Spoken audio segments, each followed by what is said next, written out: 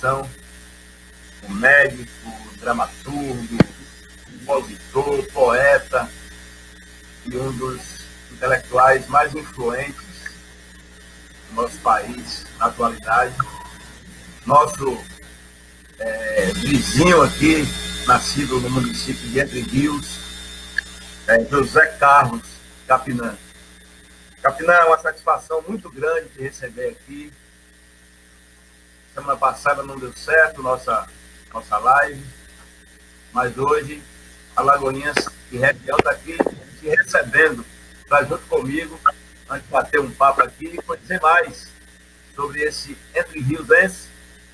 E tudo bem, amigo. Um pouquinho sem entender muito essa tecnologia, mas faz parte.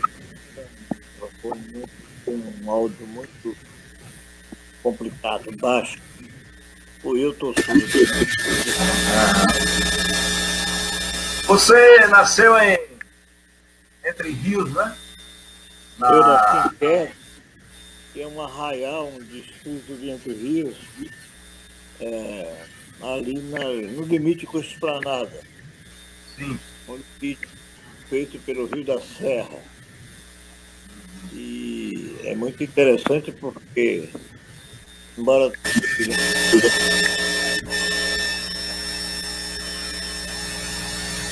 da conta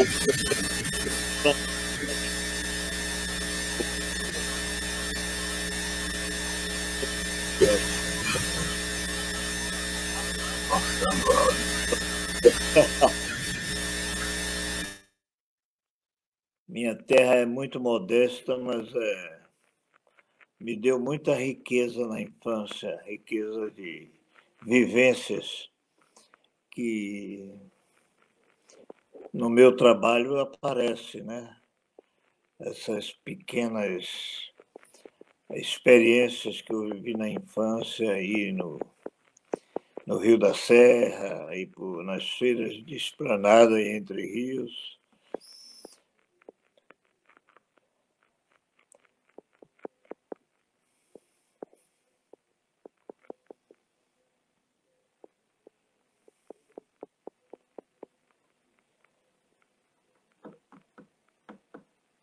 Você está falando? Eu não estou ouvindo nada. É o microfone. Nós temos aqui um trabalho de prospecção, de investigação, puxando o fio dessa memória da história de Alagoinhas, da sua importância regional e para todo o estado. E Alagoinhas, que também era uma vila, né, na sua origem, ela deu um salto na história a partir de duas vertentes, né? A implantação da rede ferroviária, quando nos tornamos o maior entroncamento ferroviário do Nordeste, e, por consequência, a expansão do comércio, e também quando constituiu o seu sistema educacional de excelência. Então, nós temos esses dois saltos na história, né? A ferrovia e o sistema educacional que atraiu estudantes, né, de toda a região. Você, Capinã, tem aqui o Alto do Capinã, que é um dos pontos mais destacados, né, geograficamente de Alagoinhas. Do Alto do Capinã, você tem uma vista de toda a cidade, praticamente. E fica essa polêmica aqui, afinal, o Alto do Capinã é homenagem ao poeta Capinã, aos seus antepassados. Mas eu queria que você falasse um pouco, né, Capinã, da influência da ferrovia, se seu pai, seus antepassados também foram comerciantes, tinham ligação com a ferrovia, e suas vindas aqui para a casa da sua tia, né, a professora Julinda Capinã, que foi uma educadora muito destacada aqui também na nossa cidade. Olha, eu cedo Eu fui, na verdade, adotado, criado, por meus tios, Afonso Morena. Morena que era, na verdade, Morena é apelido, o nome dela era Afra Capitina. Era irmã de meu pai, Fundo Capitão.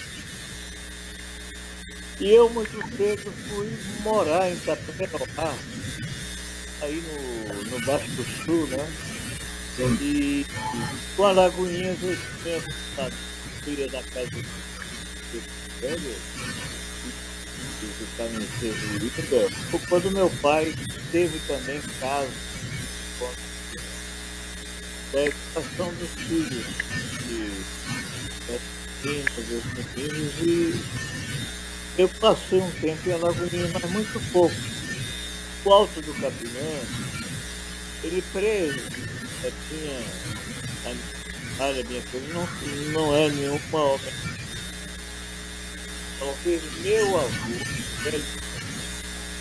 que era comerciante aí, isso tem alguma coisa a ver, mas eu não tenho nenhuma informação sobre isso. Meu avô era marcado, acompanhava a construção da ferrovia, de grande importância. E lá em Pedras ele também exterior. Acabou sendo essa região muito forte. Se tornou também um homem que criava animais, exportava couro e outras coisas assim. E, na verdade, ele morre quando eu nasci, em 41.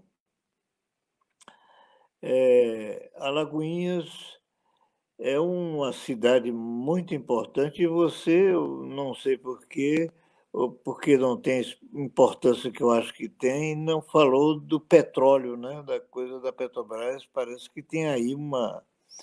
É muito forte a presença de petroleiros em Alagoinhas, não é não? Alô? Eu estou sendo ouvido? É muito forte. Você está sendo ouvido. Eu queria só que você ajustasse um pouco a câmera, porque sua imagem não está centralizada, né? Eu sempre ouvia que é muito baixo. Agora melhorou um pouco. Agora, Mas, uma coisa interessante, que na época que o prefeito Gildélio Carmo, né, sim, foi prefeito de Alagoinhas, ele convidou um médico meu, nascido aí na região, chamado Antônio José, que foi morar aí, e me convidou porque eu era recém-formado na medicina, né, e fui para o posto daí da assistência. Eu tinha também um plantão noturno no hospital, já com outro, quando eu estava terminando meu curso de medicina, eu dei muitos plantões de Alagoinhas com um médico chamado, esqueci o nome dele, mas eu ia com Tuzé, que é um músico amigo meu, e que também é médico e que ia comigo aí para dar plantões. Depois, com o Antônio José, secretário de saúde do município, eu eu ia atender nos postos, eu ia atender nos postos aí. Foi uma experiência interessante e, na verdade, o meu tempo de medicina quase que só se deu em Alagoinhas, porque depois eu não seguia a profissão, né? Fui fazer a Secretaria de Estado e outras coisas. Eu me dediquei mais ao meu trabalho na área cultural, porque eu fui secretário de Cultura do Estado e na verdade, a medicina não teve, como é preciso ter, né, aquela aplicação cotidiana mesmo. Medicina é um ofício que exige grande sacrifício, grande relação mesmo com a coisa. E eu não tive essa força, né, de dar tudo na área médica. E aí fiquei na área cultural, meu trabalho é esse. a gente acompanha e admira a sua obra. Você foi novo, né, para Salvador estudar, fez o curso normal, mas o seu conterrâneo, Benjamin Mendes, ele disse que o seu pai fundou com ele a cooperativa agrícola mista de Entre Rios, e os estudantes lá de Entre Rios e da região iam para Salvador de trem, né? E nas férias vinham também de trem, voltavam de trem, e era um encontro de estudantes, assim, uma festa, né? No trem Marta Rocha, nos trens que circulavam para Salvador. Tinha um trem chamado Pirulito que só ia, parece que até Alagoinhas. Fazia a linha Salvador-Alagoinhas. O Marta Rocha era um trem de luxo. Marta Rocha é um trem que ia até Propiar. Sim, verdade. Era um trem novo, né? Meu avô trabalhou, e meu pai também, fornecendo lenha para as máquinas a lenha, né, ainda. Depois, quando vieram as máquinas a diesel, essa coisa, meu pai perdeu esse fornecimento de lenha, ficou somente fornecendo dormentes e pedra para o leito da estrada. Mas minhas viagens eram maravilhosas, porque quando chegava em Alagoinhas, havia uma coisa maravilhosa. Em Alagoinhas, os trens paravam mais, demoravam mais. E tinha uma coisa bacana, que era aqueles vendedores de frutas, doces, cocada, quebra-queixo, tal, amendoim. Eu me divertia muito quando parava aí. E Alagoinhas tira como terra da laranja também. E os vendedores dessas frutas, sobretudo laranja, enchiam a estação. Era maravilhoso a parada em Alagoinhas. Me lembro muito bem. Eu ia num trem também chamado Mochila. Tinha um trem chamado Mochila que era muito interessante, muito ligado num trem de percurso mais curto. Tinha o Pirulito, Mochila, esse outro que você falou, Marta Rocha, tinha Estrela do Norte. Era muito interessante, viu? Tudo isso olha, porque eu falo muito dessa coisa do trem. O trem é uma presente, muito entusiasmo, né? Porque eu vivia no trem, por exemplo, o trem era dividido em algumas classes. Acho que tinha primeira, segunda classe, não sei se tinha terceira, mas tinha. E era muito interessante, porque na segunda classe, que era uma viagem mais barata, viajavam os retirantes, aqueles que vinham de Alagoas para São Paulo e passavam pelo trem, né, por esse trem. E era muito incrível, era uma cena incrível, porque era como se fosse cenas de Graciliano, embora ele nunca eu nunca vi Graciliano falar de trem, mas ele normalmente falava de retirantes. E era muito forte a presença dos retirantes nessa viagem de trem, quando eu ia para as férias e voltava das férias. O trem é muito presente, e Alagoinhas também, por isso, é muito presente no meu carro. A estação de São Francisco, eram duas estações, né?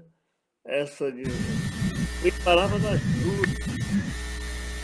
Alagoinhas é a cidade... Sim. Alagoinhas é a cidade das 3 estações ferroviárias.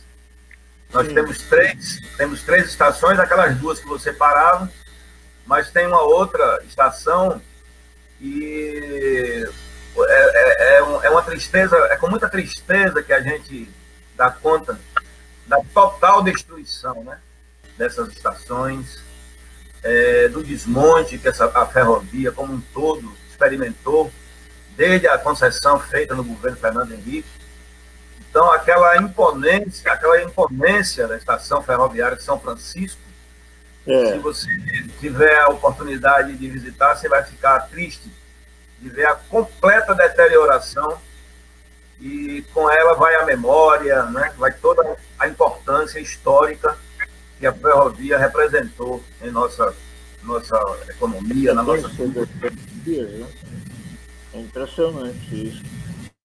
Na verdade, é quase um boicote, porque é um meio de transporte muito mais interessante, não tem esse custo extraordinário da gasolina, e a gente está com o transporte baseado em estradas, em rodovias, quando as ferrovias eram muito mais econômicas para o Brasil, né, para a economia, e o meio de transporte popular muito mais eficiente, barato, muito interessante. Eu adorava viajar de trem, tinha a coisa da paisagem, a coisa. O próprio trem internamente, como eu falei, tinha essa coisa do retirante, tinha também. Meu pai viajava muito no chamado. Num dos vagões que era restaurante. E era muito legal, porque aquela comida maravilhosa, ovos quentes. Era muito interessante. Muito legal mesmo. Viajei também muito de trem.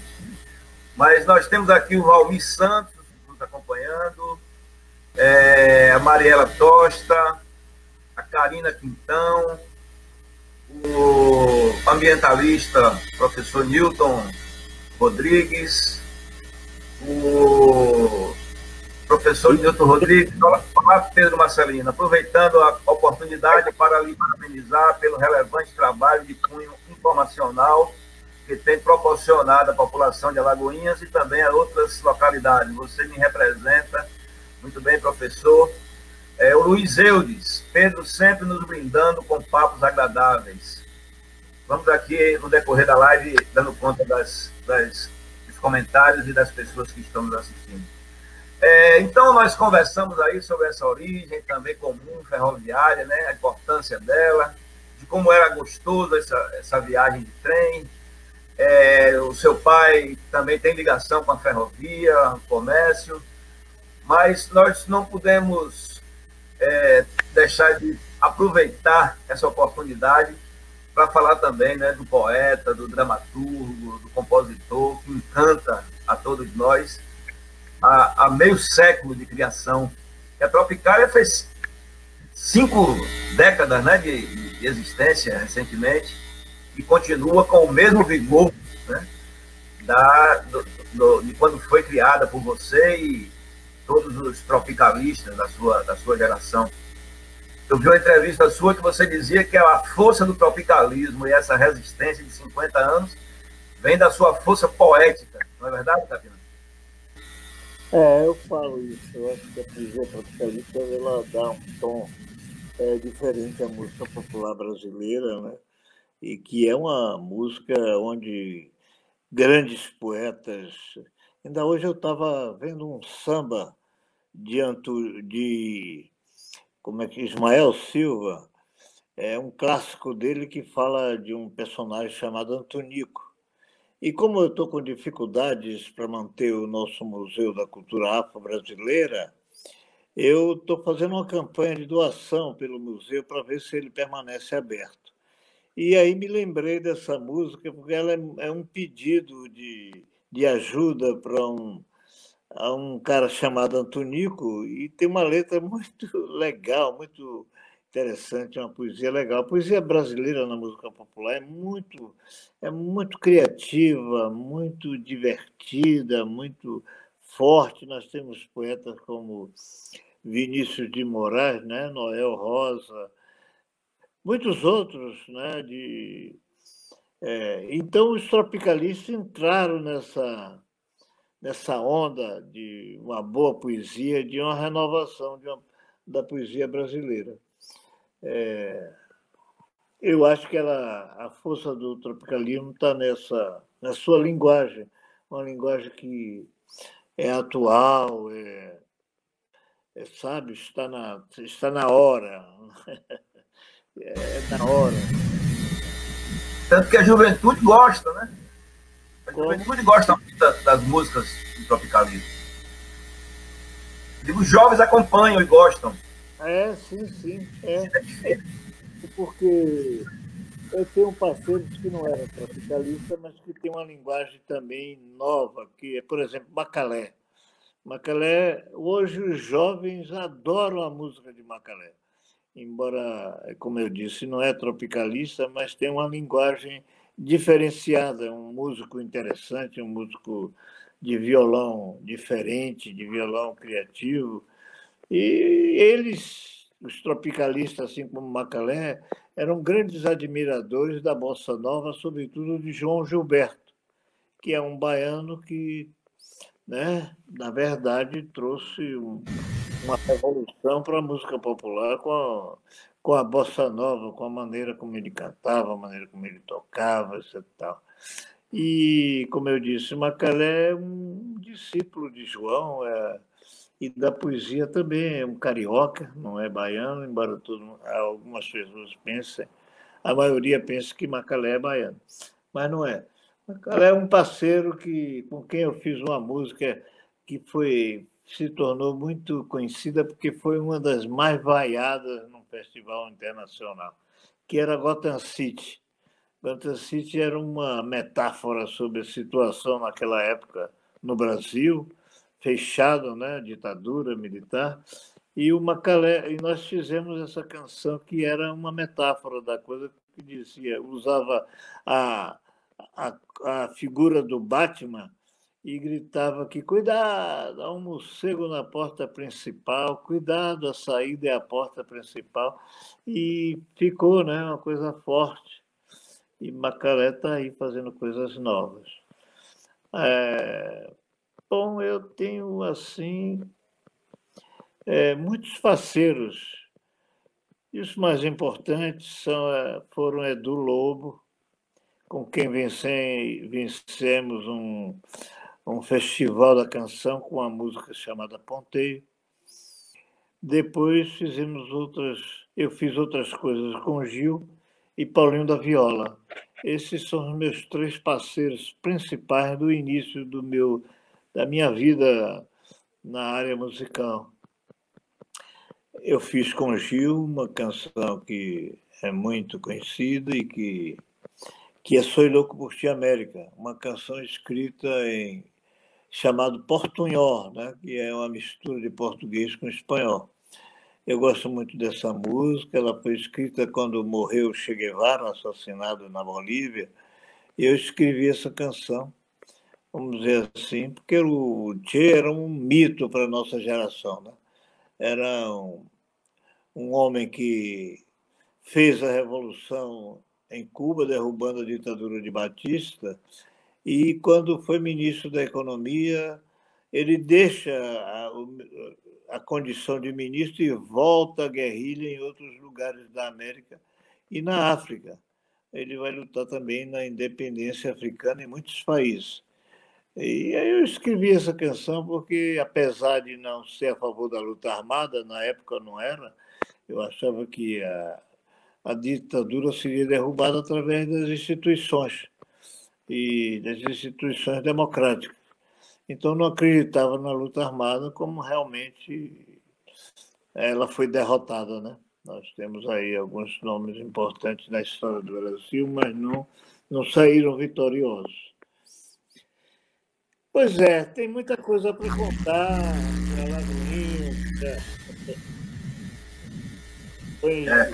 Ô, Capinã, eu ouvi uma entrevista do Edu Lobo, ele falando do espanto dele, né?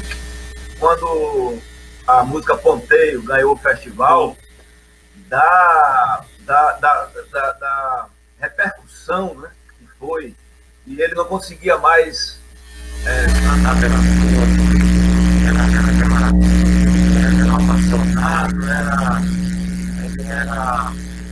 incomodou ele o sucesso. Na verdade, ele foi para a Europa para se ver livre, né, daquele assédio, daquela repentina fama que ele passou a viver. O festival ele tomou uma dimensão que não tinha essa intenção, né? Era mais uma coisa do entretenimento, da televisão, mas aquele público ali, a juventude politizada do período, transformou os festivais num verdadeiro espaço também de resistência, né, de enfrentamento à ditadura. Como é que você viveu aquele momento também, junto com o Edu, de ter o primeiro lugar naquele festival com a música Ponteio? O Festival da Record teve uma função muito importante de botar a música popular brasileira como se fosse. Porque estava tudo silenciado, né? O teatro foi silenciado, o cinema, essas atividades culturais mais fáceis de serem reprimidas, elas praticamente desapareceram no Brasil.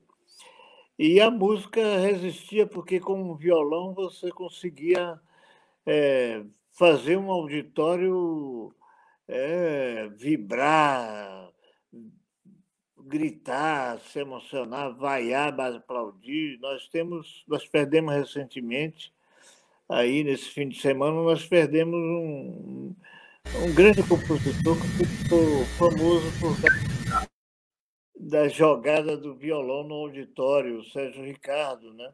Que é um grande compositor, tinha um excelente repertório, e depois ele, com a sua importância, é muito discriminado por conta de uma música mais, vamos dizer assim, de participação política. Ele, o Vandré, outros nomes dessa coisa, de uma certa forma, foram estigmatizados. Mas, no meu caso, eu acho que a poesia tem uma forma de ser política sem necessariamente ser um manifesto, ser uma coisa, né, não sei como se chamava, de músicas de protesto. As minhas músicas não têm uma posição política, social muito forte, né? Quer mudanças no mundo, quer mudanças na sociedade, mas nunca foi apelativa, assim. Ela sempre se comportou como poesia, antes de ser um manifesto político. E os festivais tiveram esse papel muito grande de falar para um público brasileiro que está muito forte, eram os universitários, sobretudo, que eram muito conscientes, que estavam na plateia, a pedir essa ou aquela música, a querer que alguém vencesse, porque tinha mais força política ou poética, depende. Bom, os festivais foram muito importantes. Você fez com a Edu. Essa geração que está aí hoje, conhecida aí no Valcar, começou toda no Festival Paulinho Tapiola, Francis Raime, essa Edu Lobo, essa turma toda se consagrou, foi co-conhecida a partir dos festivais. Foram os festivais que fez essa troca daqueles que estavam na evidência na área da música. Tom Jobim eram craques jogando muita bola aí na área da poesia e da música. Verdade, Capitão. Você também fez com o Edu o Canto da Despedida, Corrida de Jangada, Chorinho de Mágoa, mas o Cirandeiro, eu adoro essa música, o Cirandeiro, você diz numa das suas entrevistas que ela revela um pouco a linguagem, né, da sua origem, a linguagem do campo, a linguagem do... Cirandeiro é uma das suas músicas que é uma das músicas que você mais gosta? E tem claramente uma influência popular, né? De rodas, daquelas rodas que a gente brincava quando era criança no interior. Cirandeiro, embora a ciranda seja mais da cultura pernambucana do que baiana. Mas eu tinha essa aproximação com essa cultura nordestina, que inclui Bahia, Paraíba, Pernambuco, Rio Grande do Norte, porque eu era um leitor de livro de cordel. Eu adorava livro de cordel e tinha também um poeta aqui em Salvador, um poeta de rua, que ele ia vender os livros de cordel que ele fazia na estação de trem, nas vagões, ele saía vendendo a literatura dele, de cordel, e era Cuíca de Santa Amaro, um poeta que me deu muita ideia de que a poesia tem um papel social muito grande. Ele era um poeta que, na área dele, com a linguagem dele, tinha uma popularidade muito grande. Ele vendia os livros de cordel dele ali na porta do elevador Lacerda, na estação da Calçada, na Feira de Água de Meninos, e ele denunciava já a corrupa que tinha naquela época.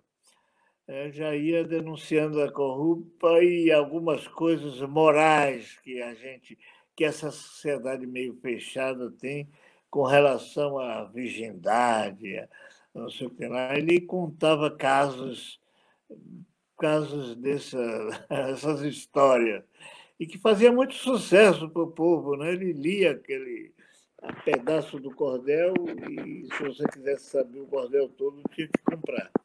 Cuíca tinha um marketing muito interessante. Muito legal. Cuíca de Santa Amaro. Vamos ver aqui nossos internautas, Catarina, que estão nos prestigiando. A Ana Alzira Menezes não está dando para... falando aqui do meu microfone. O Diógenes Ribeiro, um prazer enorme ouvir Capinã. Parabéns, Pedro. Mande um abraço para ele. A professora Maria José Santos Oliveira, da UNEB. Prazer ver e ouvir um conterrâneo de meu companheiro, Manuel Dias, como Capinã. É de Pedras, terra que eu conheço bem. Lorival Barroso está nos acompanhando. Luciana Martins, dando um legal. Enfim. Você... Seu microfone não está saindo som. Você fez uma música extraordinária, que quase que eu coloco o nome da minha filha, o título dessa música. Você fez com o Caetano, e eu nem sabia em quem vocês tinham se inspirado, a Clarice, né?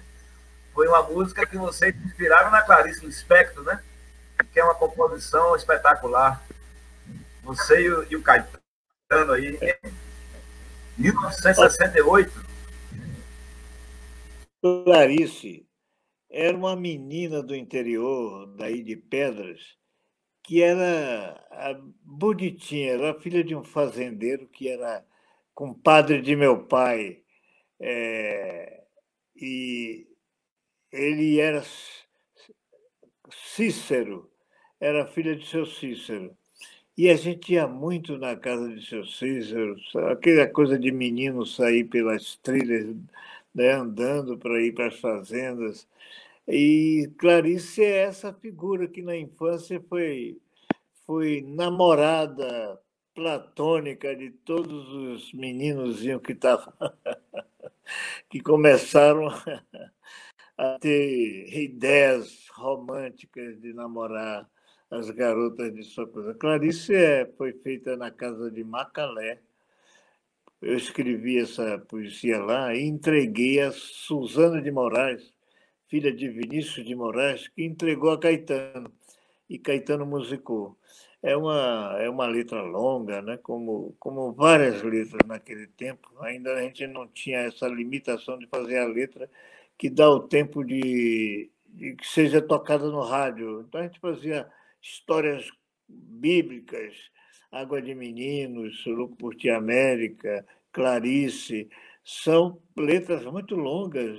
Hoje os produtores não deixam que os compositores façam letras dessa coisa. A letra tem que ser cantada, repetida, para ser assimilada, ser ouvida e daí por diante. Mas nós não tínhamos essa visão de mercado, né, com relação à poesia e à música. Então, Clarice é uma longa história. Muito bem. Com o Geraldo você fez o Moça Bonita, que é outra canção também extraordinária. Com o Aderaldo Gentil, você fala? Não, com o Geraldo Azevedo. Geraldo Pedro. Ah, sim. Geraldo Azevedo é um dos parceiros com que eu tenho mais música, porque eu tenho uma aproximação com ele em função da a origem dele.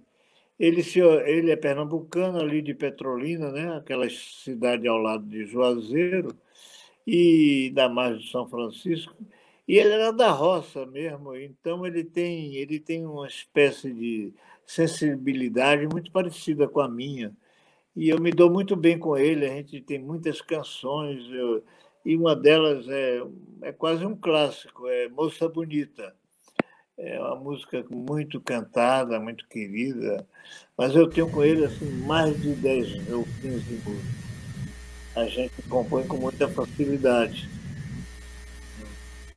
É, Então, o, uma das músicas que eu mais gosto que você compôs não é com nenhum compositor famoso desses, Jazz Macalé, Paulinho da Viola, Caetano, Gil. É a música Acalanto e Paixão. Eu acho extraordinária essa música.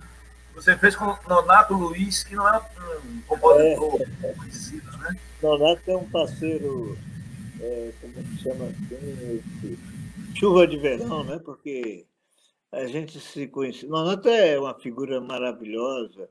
Eu acredito que ele é cearense, não sei exatamente, Nonato Luiz, né? Eu gosto muito dessa música também. Muito, Fagner muito. gravou. Raimundo Hein? Fagner gravou ela, né? Raimundo Fagner gravou Sim, essa sim. música. O Fagner sempre grava músicas que eu fiz com ele mesmo e Zé Cabaleiro, um outro parceiro meu que é de Natal, que é Mirabô. Mirabô é um parceiro com quem eu tenho também música. Eu acho que eu tenho música com.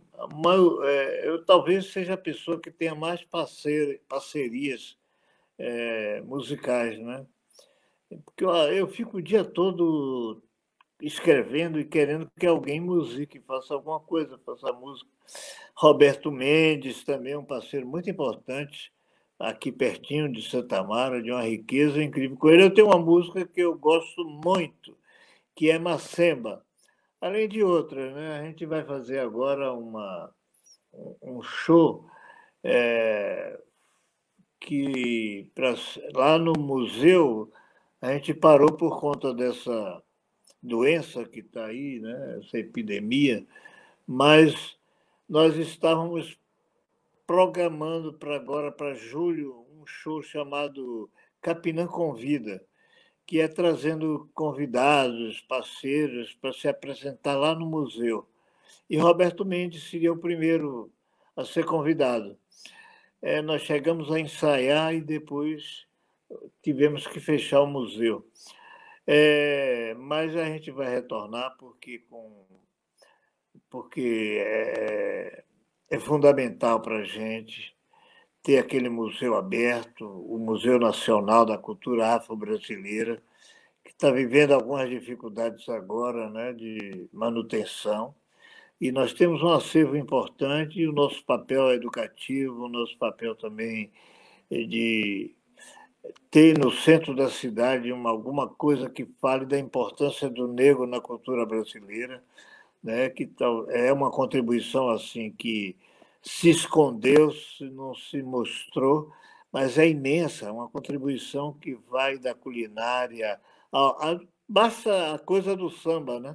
Essa contribuição fantástica de ter criado o samba. E outras manifestações culturais importantes, maracatu, afoxé, o candomblé, todas essas coisas que dão uma riqueza de diversa, faz da cultura brasileira uma coisa diversa, né, de muita pluralidade, de muita riqueza mesmo, né? E essa presença do negro nunca foi devidamente mostrada e dada a importância que tem na nossa cultura. É uma presença muito forte, sobretudo na Bahia, né? Em Salvador, que é uma cidade de maioria de população negra. Bom, falei demais, né? Eu vou fazer minha contribuição aí com o pedido inspirado na música do Antonico, e vou ajudar você também aí a fazer essa campanha de doações para o museu funcionar, né, a contento, com a importância que ele tem. Eu acompanho desde o início, quando você se propôs, né, a criação do museu, e acho que toda a Bahia considera sua iniciativa extremamente importante. Nós temos que dar a nossa contribuição também, né? Capinão, o Genivaldo Cruz Santos é um professor aqui da Universidade do Estado da Bahia, do IF Baiano. Ele pergunta a você qual o papel de Alagoinhas na vanguarda da música popular brasileira, no seu entendimento. Sim. É isso? Vanguarda da música brasileira? Ele está perguntando se Alagoinhas tem alguma importância, algum papel na vanguarda da música popular brasileira.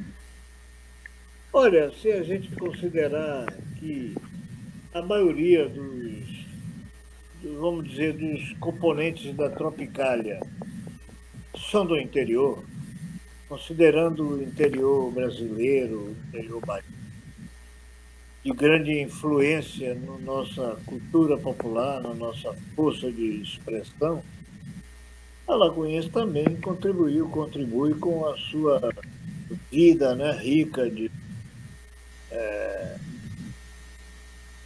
Tom Zé de Irará, Caetano de Santa Amaro. O Gil nasceu em Salvador, mas o pai dele foi médico em Vitória da Conquista, lá na Gruta.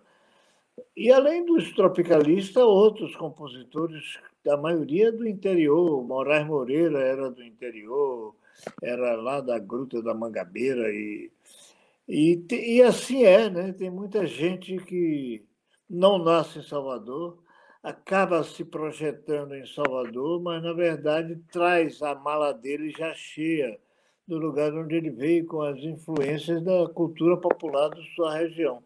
Alagoinhas pertence a uma região de uma econômica muito interessante e também que teve uma influência muito grande o fato da ferrovia, enquanto foi o principal transporte popular coisa antes das rodovias,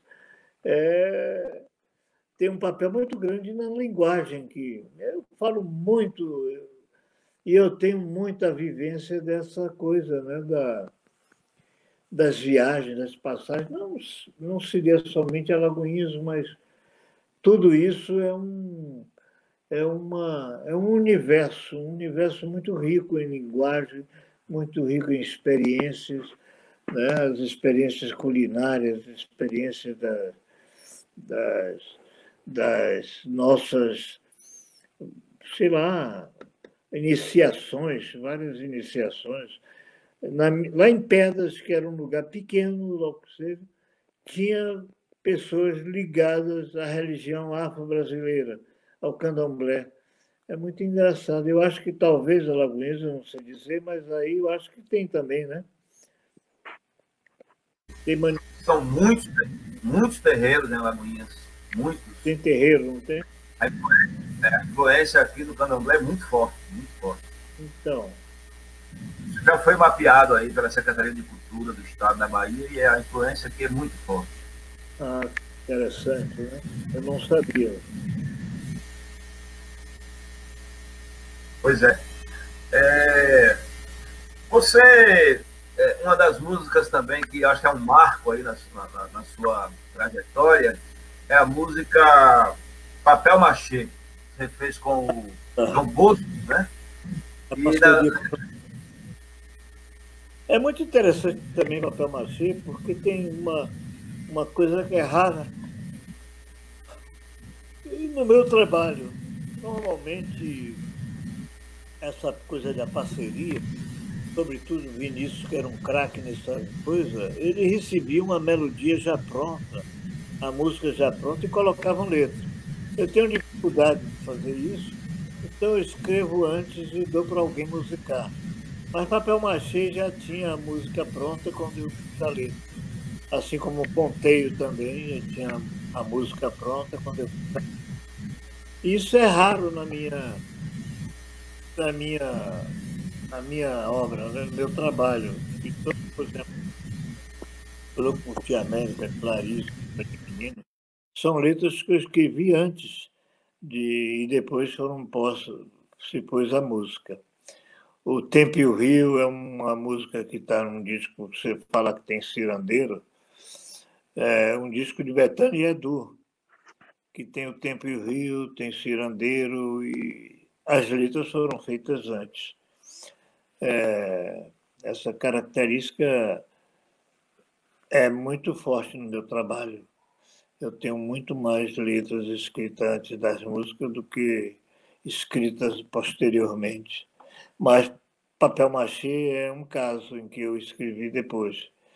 E dei muita sorte. Mas você fala que papel machê é quando você deixou de ter um sentimento de que a poesia era para mudar as coisas, né? Ela não tinha essa força que se imaginava.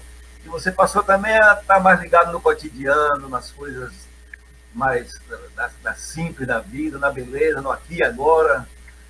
É um pouco isso, um papel machê marca uma nova fase É, da sua poesia. Papel Machê, como eu falei que tenho essa dificuldade de colocar a letra na música, e eu também não faço letras inventando, não. Eu tenho que ter uma ideia vindo do real, do cotidiano, das coisas. Tem uma coisa que dispara, né? Que é o processo criativo. Então, eu, para botar essa coisa, eu precisava ter alguma coisa que me tocasse. E eu fui visitar o João Bosco e, né, conversando com ele sobre a composição, eu percebi que a mulher dele, a Ângela, fazia uma arte de papel machê. Ela trabalhava figuras, bonecos com papel machê. Então, basicamente, foi isso que me trouxe a ideia da música. Foi o trabalho dela, o trabalho deles. Eu vi que ali, em torno daquela arte dela, havia uma vida que é a vida deles dois, que eram, né, eram duas pessoas que tinham uma casa com a vivência amorável, muito interessante. E foi a partir daí que eu tive a coisa do papel machê. Vida é fazer todo o sonho brilhar.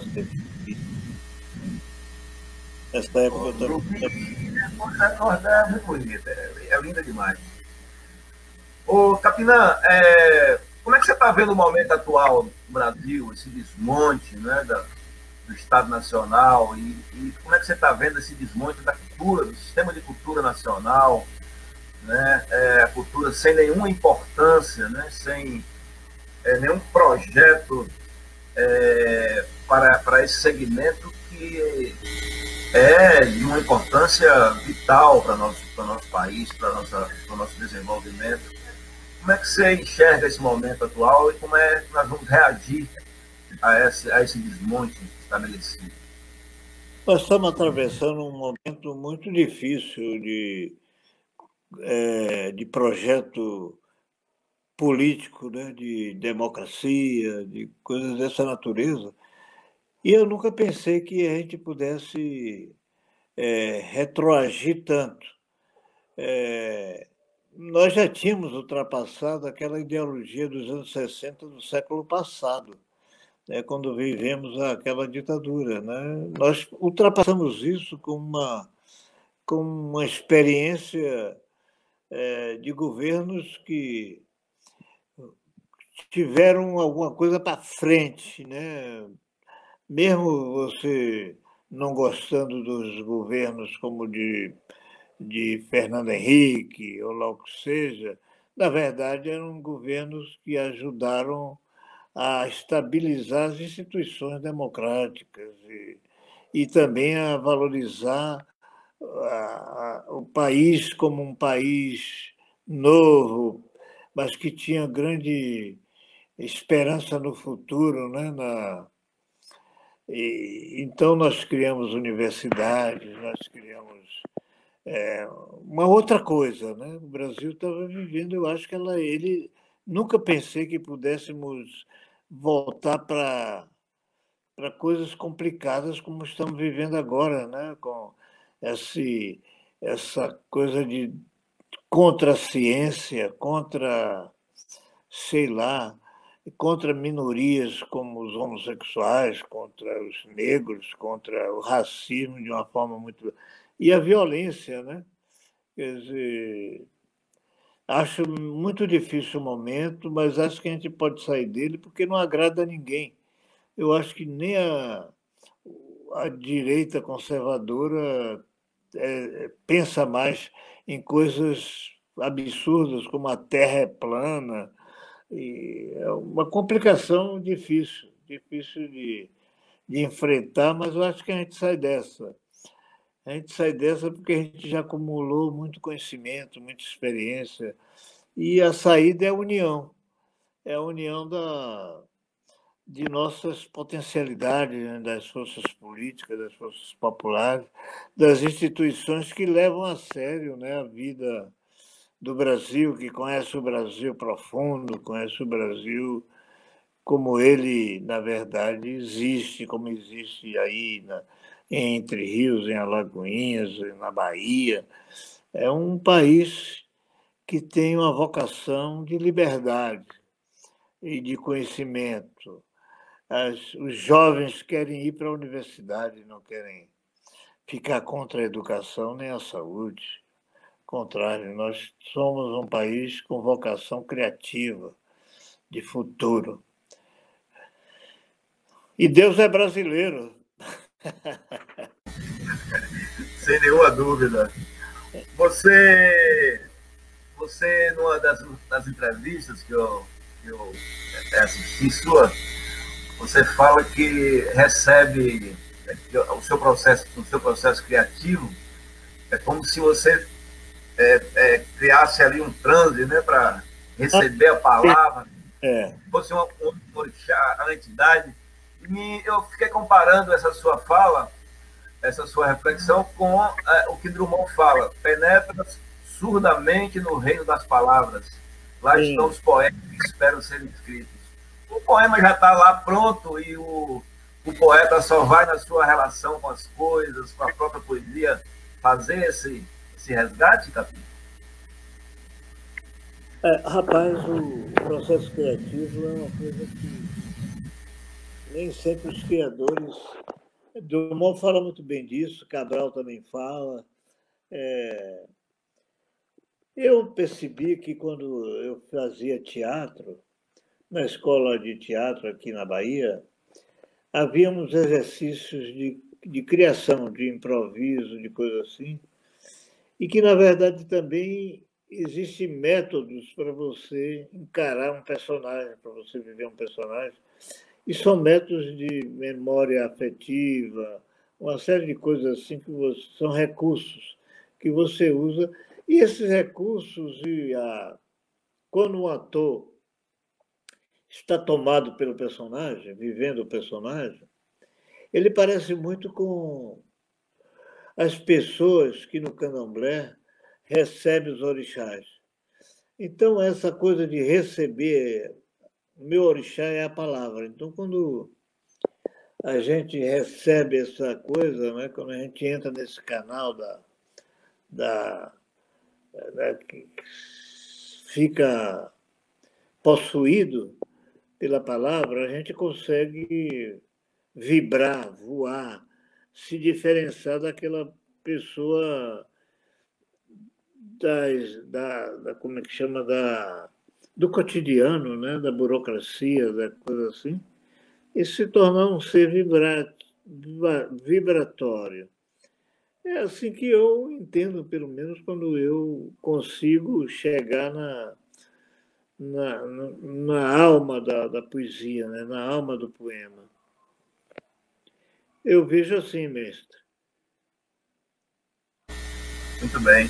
Você, antes da poesia e da música, a gente lendo sua biografia, era mais dramaturgo, né? Você escreveu muita coisa de peça, de teatro, com o Torquato Neto, com o próprio Caetano Veloso. A dramaturgia foi muito forte, né? No início da sua carreira, na sua vida. Como assim?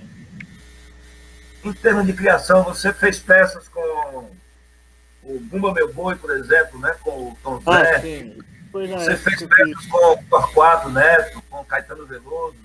A dramaturgia era forte na sua vida no início. Ah, claro, porque eu tive um período de. Antes do tropicalismo, antes de sair da Bahia em 64, eu comecei a fazer direito em 60, nos anos 60, e ao mesmo tempo que eu fazia direito, a gente podia escolher uma outra, sei lá, uma outra escola. Eu escolhi teatro e fazia teatro e fazia também fazia parte de um movimento de caráter nacional que chamava Centro Popular de Cultura. Eram atividades de cinema, teatro, educação, feito por estudantes, por alunos da universidade. E nessa época eu escrevi uma peça chamada Bumba Meu Boi, que era vamos dizer assim, um trabalho feito em cima de estruturas de danças dramáticas, como o Bumba Meu Boi, que a gente conhece aí, Chegança, Bumba Meu Boi, e fiz esse musical com Antônio José, na época, que é hoje Tom Zé. Nós fizemos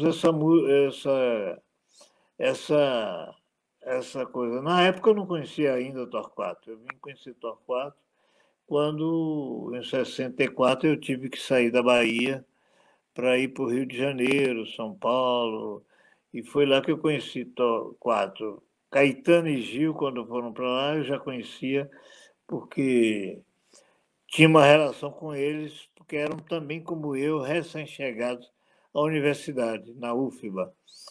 E eu conhecia, mas outros eu vinha conhecer depois, quando eles chegam também lá no Rio de Janeiro. Torquato vem do Piauí, né? Ele nasce no Piauí.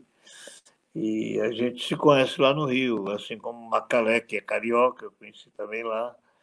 E... Mas o engraçado, o Macalé, o Paulinho da Viola, eu conheci através do movimento que já existia também no Rio, que era esse que eu fazia em Salvador, Centro Popular de Cultura. Havia também no Rio um forte movimento, ligado ao pessoal que depois faz o Teatro Opinião, do Valdo Viana Filho, faz aquela famosa peça Opinião, né? Onde Bethânia substitui Nara e é conhecida no país inteiro.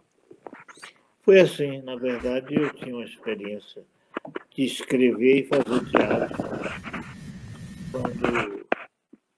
quando, quando eu comecei a estudar na escola de direito, na universidade. Vocês se conheceram aqui, os tropicalistas, mas o movimento tropicalista ele se articulou mesmo de verdade no Sudeste, né? No Rio de Janeiro. Você fala muito do teatro jovem, onde essa turma toda se reuniu e foi ali mesmo que a Tropicália se estruturou e virou um movimento, né? Com as características não, não é exatamente assim, não. O teatro jovem é um teatro chamava Teatro Jovem, lá na entrada da Urca, no Rio de Janeiro. Lá se reunia todo aquele povo que estava chegando, né, saindo do. Porque havia um processo de saída das. A Bahia, naquela época, não tinha ainda uma capacidade de ter um mercado próprio para quem queria trabalhar com música ou outra qualquer coisa assim. Tinha que ir para São Paulo, né? Essa era o que fez Caymmi, o que fez Assis Valente, o que fez outros compositores baianos ou paraibanos ou pernambucanos, tinham que ir para Rio e São Paulo para serem conhecidos e poderem viver do que faziam. Hoje não, hoje a Bahia, você tem gente que pode viver aqui. Ivete Sangalo, embora seja o nome nacional, ela tem mercado na Bahia, o Carnaval Baiano segura um bocado de gente que se profissionalizou dentro desse mercado. Agora, você faz uma pergunta e eu me perdi. Eu acho que... Eu falo que o tropicalismo ele se estruturou lá, no Sudeste, a partir desse... É isso, surge depois. Ele não nasce aí, não. Ele surge já quando o pessoal está todo mundo no Rio, quando Gil, Caetano, Tom Zé já estão trabalhando lá fora. E surge depois do Opinião, depois um movimento que veio depois. Não é contemporâneo a essas coisas que eu falei aqui de Salvador, do Centro Popular de Cultura, logo possível, não. É outra coisa. Isso, é outro momento. Ok, Capinã. Vamos ver aqui os comentários. O Félix Bonfim de Carvalho está aqui acompanhando nossa live. A Rita Campos diz que a live é maravilhosa. A Maricotinha Araújo, não sou tão otimista com relação a dias melhores. E a nossa querida Thelma Chaves diz que com certeza Deus é brasileiro, sim. Confirmando aí a sua afirmação. Você também, Capinã, enveredou aí, você foi filiado ao Partido Comunista Brasileiro, né? E você foi secretário de Cultura em Camaçari, depois secretário de Cultura do governo da Bahia, e você foi candidato a vereador em Salvador. Infelizmente, você não foi eleito. Mas qual foi o legado da sua passagem pela Secretaria de Cultura do Estado da Bahia? O que é que ficou de marca aí do trabalho do Capinã naquele período? Eu passei 2 anos trabalhando e talvez fizemos algumas coisas. Da Concha, quando eu cheguei, a Concha Acústica, que é um espaço cultural baiano muito importante, ela estava completamente, né, esquecida e virou uma coisa, tinha abóboras nascendo lá, ou coisa assim. E eu recuperei isso. Nós criamos muitos centros de cultura no interior, né? Alguns centros de cultura muito importantes, em Juazeiro, por aí, pelo interior do estado. E o nosso aqui de Alagoinhas, né? Que está numa fase muito boa. Exatamente. Esse trabalho ligado à cultura do interior foi interessante também. Agora, o tempo de gestão e os recursos que a gente teve eram muito poucos, como até hoje ainda são. Os secretários de Cultura sofrem muito. Até hoje, eles têm dificuldade de implantar um programa. E também, na época que eu entrei, não havia Secretaria de Cultura. Eu criei a Secretaria de Cultura, tinha a Fundação Cultural, que continuou existindo, mas a Secretaria de Cultura foi um avanço. Ela depois, um outro governo, parece que cortou a secretaria, mas ela voltou depois, né? Voltou e hoje existe como uma estrutura importante para a cultura do Estado, inclusive para interiorização da cultura. Interiorização. Não acerto dizer, não. Isso mesmo. Vamos chegando aqui para o final. Eu queria a sua autorização para recitar aqui um poema do poeta Capinã. Posso? Gostaria de ouvir. Então, o Capinã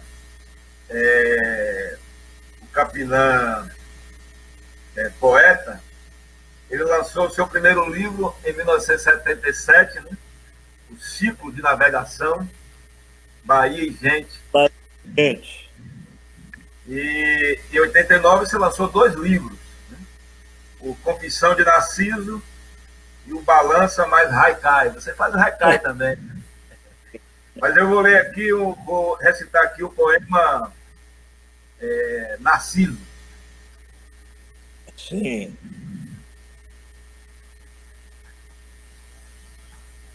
O Narciso é um poema lindo. Enquanto tem um livro aí que está no intervalo desses dois que você falou, e é meu livro mais importante, que é o Inquisitorial. Inquisitorial. Então eu vou ler aqui do Narciso, hein? Enquanto nos atormentam as furiosas serpentes da solidão, eu sei de ti como nenhum menino sabe de si mesmo, e te salvo da sombra de todos os teus espelhos, de onde emergem intactas as imagens claras da compaixão. E cai no fundo das águas o céu do verão. Frutas vermelhas amadurece o peco desejo. Há um cardume de ânsia mergulhada no peito. Estás com ar transfigurado a insônia e paixão. Nunca abandona o incansável aquário e disfarças, como ontem, o inevitável beijo, anunciando a Narciso seu adiado naufrágio. É o Narciso. Bonito. Em sua homenagem aí. Livro, né? Esse poema de Narciso. Muito obrigado aí por essa citação, eu gosto muito. Muito bem, Capinã. Vamos chegando para o final, que a gente não quer abusar da sua boa vontade. A gente acho que agradou bastante aí. Essa nossa live, ela fica arquivada aí na nossa página, no Facebook, também no canal do YouTube, Bom Papo com Pedro Marcelino. E ela serve de fonte de pesquisa, né, para os estudantes, para os pesquisadores aqui da nossa cidade. A gente obteve informações importantes hoje sobre essa sua relação com a ferrovia, né, com a sua terra natal aqui próximo de Alagoinhas, informações importantes sobre nossa própria cidade, Alagoinhas, e a ferrovia, a sua passagem por aqui como médico, né? E também conversamos sobre o dramaturgo, o poeta, o político, o compositor, que tem uma importância extraordinária, né? Como um dos criadores aqui da cultura brasileira, com a importância que a cultura tem para o nosso país, para os povos do mundo inteiro, no processo da criação das nossas identidades. Então, Capinã, eu quero te agradecer penhoradamente, né? Dizer que quando essa pandemia passar, a gente vai te convidar para vir aqui em Alagoinhas. A gente vai lá no Alto do Capinã para você ver, apreciar uma vista panorâmica de Alagoinhas. E a gente vai tomar uma cerveja, bater um papo, né? Ouvir uma música. Comer um carneiro e você matar a saudade aqui da nossa terra. Muito bem. Eu agradeço a vocês, não é, por essa... adorei a entrevista, né?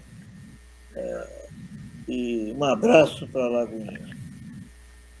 Muito obrigado. Eu quero agradecer aqui a Mari, que está sempre aqui no suporte, né, para as nossas lives.